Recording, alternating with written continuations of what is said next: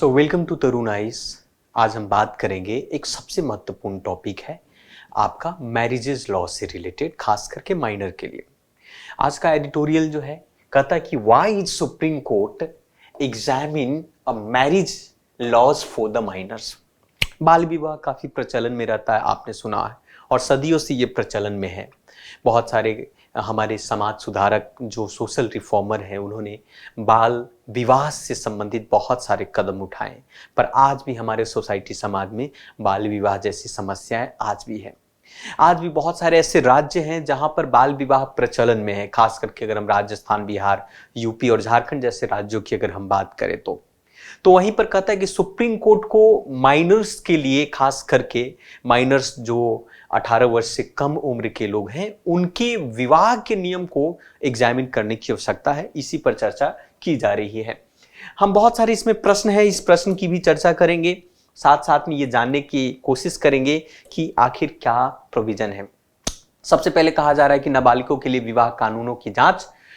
क्यों कर रहा है। दूसरी बात यह है कि provisions of the prevention of child marriages act being diluted by the custom and personal law. क्या बाल विवाह रोकथाम अधिनियम के प्रावधानों को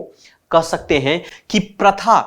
प्रावधानों को आप कह सकते हैं कि प्रथा और व्यक्तिगत कानूनों के द्वारा कमजोर किया जा रहा है। ये चीजें कह सकते हैं कि भाई, एक सवाल इसमें पूछा गया कि जो बाल विवाह की रोकथाम अधिनियम है, मतलब आपका चाइल्ड मैरिजेस को प्रिवेंशन करने की जो बात है, जो परंपराओं से चली आ रही व्यक्तिगत और जो कानून प्रथा है, वो उसको फीका कर देता है, उसे कमजोर कर देता है। पहला प्रश्न। दूसरा राइटेड प्रश्न पूछते हैं कि what are the consequences of the girls getting married before they become to adult. क्या होता है जब कोई लड़की जो है, या आप कह सकते हैं कि जब कोई वयस्क लड़की वयस्क होने से पहले ही, है ना, मैच्योर होने से पहले ही उनका विवाह हो जाते हो, तो उसके कितने परिणाम हैं। बहुत सारे परिणाम हैं। आप सबको पता होगा कि आने वाले जो बच्चे होते हैं वो कमजोर होते हैं, मां बनने में बहुत दिक्कतें उत्पन्न होती हैं, और मानसिक रूप से भी और शारीरिक रूप से वो तैयार नहीं होती हैं। लेकिन ये इसके बहुत सारे कारण हैं, इस पर भी बात करेंगे। And what needs to be done to prevent child marriages. बाल विवाह की रोकथाम के लिए क्या क्या करना चाहिए, सरकार का क्या प्रावधान है, समाज सोसाइटी में आखिर उस प्रकार के अवेयरनेस वाली मैसेजेस क्यों नहीं जा रहे हैं ताकि बाल विवाह की समस्या का समाधान हो सके। तो इन सभी चीजों पर बात की जाएगी, और आप यहां पर देखिए एक एक करके हम चीजों को समझते हैं यहां पर कि कहा क्या जा रहा है। सबसे पहले आप कुछ डेटा से समझिए कि सुप्रीम कोर्ट ने अनाउंस किया था कि हमें जो 15 वर्ष की उम्र की जो बच्चियां हैं और बच्चे यंग हैं, खास करके माइनर गर्ल्स की बात करें, तो उनके विवाह से संबंधित नियमों पर जांच करने की आवश्यकता है। Supreme court announce that it would be examine whether minors girls और young age a 15 year can marry on the basis of custom or personal law when such marriages are considered an offense in the statutory law। कहा जा रहा है कि भाई, सवाल यहां पर उत्पन्न हो रहा है कि कहा जाता है कि भाई वो विवाह होना चाहिए, या फिर आप कह सकते हैं कि वो पर्सन्स लॉ के बेसिस पर होना चाहिए या नहीं होना चाहिए। क्योंकि आपको पता होगा कि हाल फिलहाल में पंजाब और हरियाणा में एक जजमेंट आया था, उस जजमेंट के आधार पर काफी बवाल मचा था, उसको लेकर आप समझ सकते हैं। तो आपको पता है,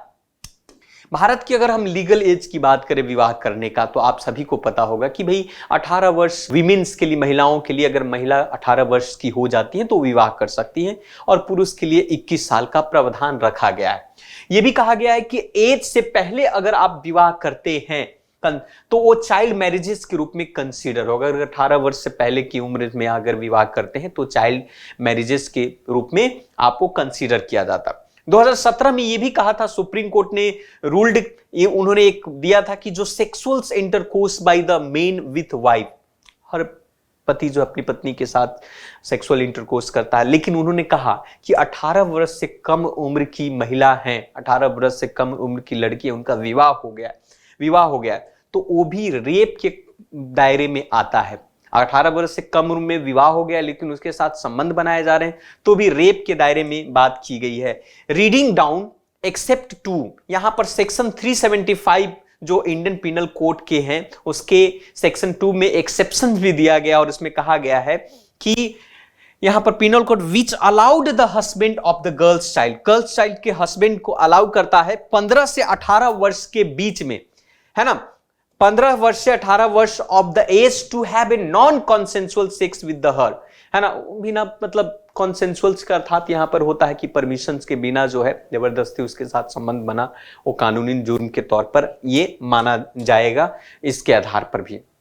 ये भी बात कही गई है। अब हम बात करते हैं थोड़ा सा, इसमें ये कहा गया कि what is the supreme court looking, आखिर सुप्रीम कोर्ट चाहती क्या है, क्या ढूंढ रही है, किस तरीके की बदलाव करना चाहती है। तो 13 जनवरी को सुप्रीम कोर्ट ने कहा था कि हम लोग जो है एग्जामिन करेंगे with girls as a young 15 year old can enter into the wedlock या इफ दियर पर्सनल लॉ, अगर मान लिया कि हिंदू कानून संहिता या मुस्लिम पर्सनल लॉ जो है अगर इस बात को अलाउ करता है विवाह को लेकर, तो क्या 15 वर्ष की उम्र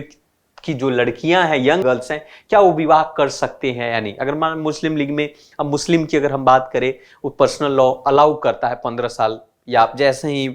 आप कह सकते हैं कि यंग होती हैं, 14 वर्ष का उम्र क्रॉस होता है तो अलाउ करता है। तो इसको एग्जामिन करने के लिए कहा सुप्रीम कोर्ट ने कि भाई क्या ऐसा होना चाहिए। एक bench, chief justice of India D Y Chandrachud ने आपका यहां पर एक बेंच और बैठाया और उसके आधार पर फॉर्मल नोटिस जारी की, और उसके आधार पर national commission for protection of child rights, है ना,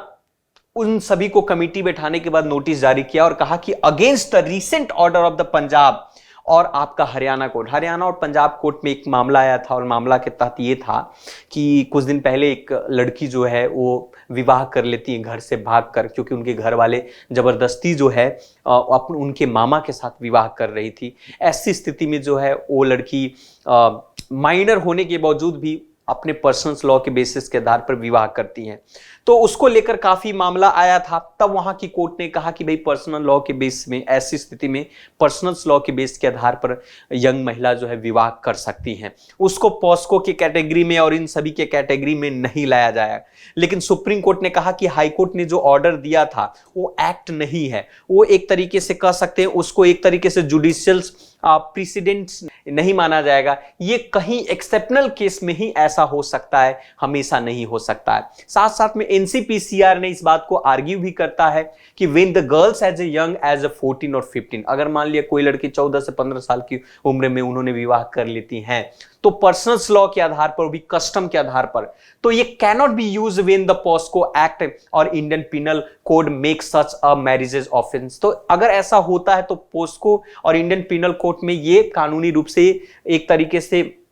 इलीगल नहीं माना जाएगा। सुप्रीम कोर्ट हैज आल्सो भी अपील, इस बात का अपील किया पार्लियामेंट में कि आप क्या करो कि भाई एज ऑफ द कंसेंट को लोअर कर दो, है ना, अंडर द पॉस्को एक्ट के तहत और आईपीसी के तहत 18 वर्ष से, तो जहां पर क्रिमिनलाइजेशन की बात की जा रही है, तो इसके लेकर भी चर्चा यहां पर चल रही थी। साथ साथ में ये भी है कि ये भी प्रश्न पूछा जाता है कि what are the various laws that government married in India. Bharat के अंदर में बहुत सारे कानून है, हिंदू के लिए अलग कानून है, मुस्लिम के लिए अलग है, सिख ईसाई, इस तरीके के डिफरेंट टाइप के वेरियस लॉज बने हुए हैं भारत के अंदर में मैरिजेस से संबंधित। जैसे कि यहां पर एक समझ लीजिए आपकी पॉस्को की बात किया जाता है, प्रोविजंस ऑफ चाइल्ड मैरिजेस की बात किया जाता है अमेंडमेंट बिल 2021 में, तो उन्होंने ये साफ साफ कहा था कि भाई हमारे देश के अंदर में चाइल्ड मैरिज एक्ट को 2006 के तहत अमेंडमेंट किया गया, और अमेंडमेंट के तहत कहा गया कि भाई ये तो मतलब कानूनन जुर्म है। या तो साथ साथ में ये भी कहता है कि increase the minimum age of women के लिए, कोई भी महिला का विवाह 18 वर्ष की उम्र में होता है, तो इन्होंने कहा कि भाई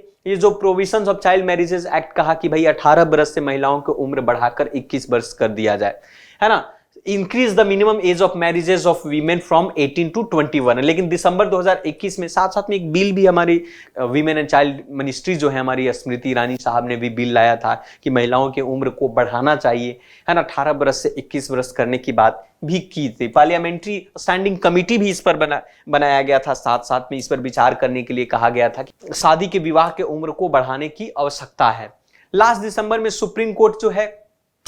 asked to government say to respond to another petitions filed by the National Commissions for Women to make a minimum age of marriages for the Muslim women on per personal belongings to their faith। ये भी साथ में एक petition हुआ था national commission for the women के द्वारा कि मिनिमम एज जो मैरिजेस का है मुस्लिमों के लिए, women on the par of personals belonging to other faith, तो उसके आधार पर इस पर भी कहा गया था। साथ में एनसीडब्ल्यू ये भी कहता है कि NCPR has raised the questions whether personal law could be override statutory और नॉट। ये भी कहा कि एनसीडब्ल्यू ने ये कहा कि ये प्रश्न भी यहां पर कहा गया, एनसीपीसीआर की जो कानून, पार्लियामेंट ने जो कानून बनाया है वो और पर्सनल्स लॉ, तो किसको मान्यता दी जाए? क्या पर्सनल्स लॉ को ओवरराइड किया जाए या नहीं किया जाए? क्योंकि भाई अगर 18 से 21, वहीं पर पर्सनल लॉ कहता है कि भाई 14 से 15 साल में उम्र हो जानी चाहिए, यहीं पर कह रही है भाई अगर खास करके एनसीपीसीआर या कहा जा रहा है कि भाई 18 बरस से 21 बरस उम्र कर दो आपका, तो काफी कन्फ्लिक्शन यहां पर देखने को मिल रहा है। NCW petitions a state under the Indian Christian Marriages Act 1872, Parsi Marriages Divorce Act 1936, a Special Marriages Act 1954, Hindu Marriages Act 1955। Minimum age of marriages जो है इन सभी के लिए, मैन के लिए 21 साल है और महिलाओं के लिए 18 साल। ये सारी अगर हम बात करेंगे, मुस्लिम को अगर छोड़ दिया यहां पर तो है ना, 21 साल यहां पर मानता। फिर भी under the Muslim personals law में भारत के अंदर में भी कहा जा रहा है कि personals who have attend to अच्छा puberty and eligible to get marriage. तो इसमें कहा गया कि जैसे ही 14 वर्ष की उम्र हो जाती है, आपका यंग की स्थिति में हो जाती है, तो ऐसी स्थिति में मुस्लिम पर्सनल लॉ कहता है कि महिलाएं विवाह कर सकती हैं, जबकि इन सभी रूल्स के खिलाफ ये माना जाता है ना। एज उन्होंने 15 साल की उम्र जैसे ही कंप्लीट करती हैं तो माइनर होने के बावजूद भी मुस्लिम पर्सनल लॉ में कहा जाता है कि महिलाएं विवाह कर सकती हैं, जबकि इन सभी के अनुसार से ये कानूनन जुर्म हो जाता है खास करके, है ना। तो यहां पर कन्फ्लिक्शन आ रहा है, इसीलिए सुप्रीम कोर्ट कहता है कि भाई इस पे विचार करने की आवश्यकता है। अब यहां पर यह भी है कि व्हाट हैज असम गवर्नमेंट आपका डिक्रीड। असम गवर्नमेंट का क्या यहां पर, असम के जो कैबिनेट जो है हाल फिलहाल में उन्होंने अनाउंसमेंट किया है कि मैन हु मैरी